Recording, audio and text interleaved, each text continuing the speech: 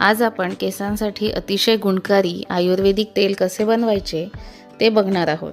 या तेलामध्ये अतिशय साधे इन्ग्रेडियंट्स वापरून अतिशय गुणकारी तेल आपण बनवणार आहोत.